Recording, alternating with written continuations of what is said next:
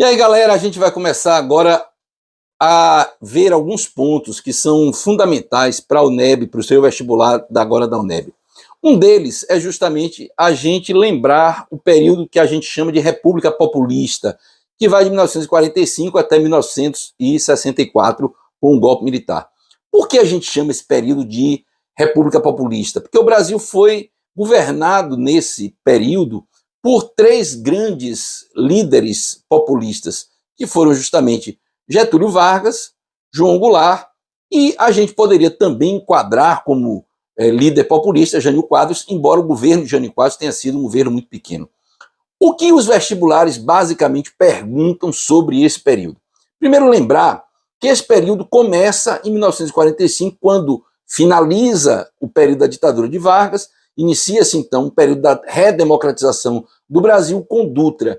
Dutra fez um governo que vai de 45 até 1946, na verdade, até 1950, que é um governo marcado inicialmente pela liberdade dada pela nova Constituição, que é a Constituição de 46, e por um período de prosperidade. Getúlio deixou o Brasil economicamente muito bem. Isso é uma coisa que você não se esqueça, porque a Segunda Guerra Mundial, fez o Brasil exportar muito, importar pouco. O Brasil terminou ficando com uma grande reserva de dólares. Isso fez com que, inicialmente, o governo de Dutra fosse muito próspero. Só que, com o passar do tempo, essa prosperidade foi diminuindo, porque Dutra terminou gastando grande parte desses recursos fazendo importações de bens, sobretudo de produtos de consumo. Isso gerou uma inflação muito alta no Brasil, isso gerou o desgaste das nossas reservas, e foi em cima justamente disso que Getúlio volta ao poder, prometendo duas coisas que eram, na verdade, incompatíveis. A gente sabe que inflação é o aumento desmedido de preços, e isso acontece em grande parte por causa do consumo excessivo. Getúlio prometia recompor os salários, e isso, obviamente, ia aumentar o consumo, e prometia também diminuir a inflação. Como é que você vai aumentar o consumo e diminuir a inflação se a inflação é, em grande parte, fruto de um crescimento constante do consumo? Não é? Então, eram duas coisas que Getúlio prometia compatibilizar e não conseguiu. Outra coisa importante que a gente não pode esquecer é que esse é um período em que Getúlio volta ao poder, mas cercado de todo aquele pessoal que governava junto com ele e que estava, em grande parte, metido em uma série de processos de corrupção. O próprio Getúlio vai dizer que o governo dele parecia um mar de lama. E a grande questão era essa. Getúlio, embora tivesse sido o governante mais experiente do Brasil, o governante que mais tempo governou o Brasil durante todo o período republicano, Getúlio não era um cara que sabia lidar com a democracia. Todos os períodos que Getúlio governou anteriormente foram períodos marcados ou por governos ditatoriais ou, no mínimo, por governos fortes.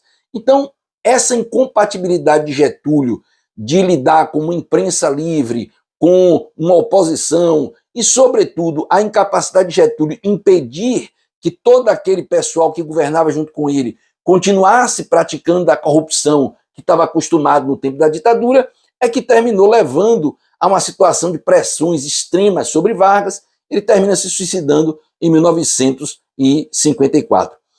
Quando Vargas se suicida, isso termina levando o Brasil a um impacto muito forte. Toda aquela oposição a Getúlio praticamente se cala, e é por causa disso que a gente tem a eleição de um cara praticamente desconhecido no Brasil daquela época, que foi Juscelino. Juscelino fará um governo marcado pelo grande crescimento da indústria de bens de consumo como automóveis, como eletrodomésticos, e Juscelino vai fazer um processo de construção de grandes obras públicas de infraestrutura. Isso vai ser muito bom, por um lado, porque Juscelino vai ter condições de promover emprego, desenvolvimento, renda, crescimento do consumo, mas, por outro lado, o crescimento do consumo gera inflação, e como grande parte desse dinheiro que Juscelino estava usando para promover esse crescimento era fruto de empréstimos externos, o governo de Juscelino terminará sendo marcado também por um grande endividamento público. Quando Juscelino termina o governo dele, em 1960, inaugurando Brasília, que deveria ser o marco desse Brasil novo, desse Brasil desenvolvido que Juscelino prometera durante a campanha dos 50 anos em 5, o que ele deixa é um país realmente com um grande desenvolvimento, com um grande crescimento, mas um país muito endividado, um país com uma inflação muito alta, fruto desse consumo, e com grandes denúncias de corrupção envolvendo a própria construção de Brasília. É por causa dessa corrupção que quem termina sendo eleito presidente é um cara que defendia o combate à corrupção, que defendia a moral e os bons costumes, que é Jânio Quadros. Só que Jânio é eleito sem uma base de deputados e senadores, e por causa disso Jânio termina renunciando. Com a renúncia do Jânio entra João Goulart. João Goulart, desde o primeiro momento, ele percebe que as condições de governo são muito adversas. Primeiro porque existe uma direita muito forte que vai de encontro às posições esquerdistas dele, e aí entenda-se essa esquerda como uma esquerda que não era uma esquerda propriamente dita, mas um governo muito personalista. A grande intenção de João Goulart, na verdade, era colocar a opinião pública a favor dele para que se aprovasse uma série de medidas que, teoricamente, eram medidas populares, mas que tinham como principal escopo, como principal objetivo, fortalecer o poder pessoal de João Goulart. Eram as tais reformas de base. São essas reformas de base que terminam levando a uma grande união da direita, tanto da direita brasileira quanto do capital internacional, que veem João Goulart como uma ameaça aos seus interesses. E é isso que vai levar esse capital internacional, essa direita brasileira e os militares, em 1964, a darem um golpe e iniciarem um processo ditatorial que se estenderá por 20 anos. E é justamente esse o objeto do nosso próximo vídeo.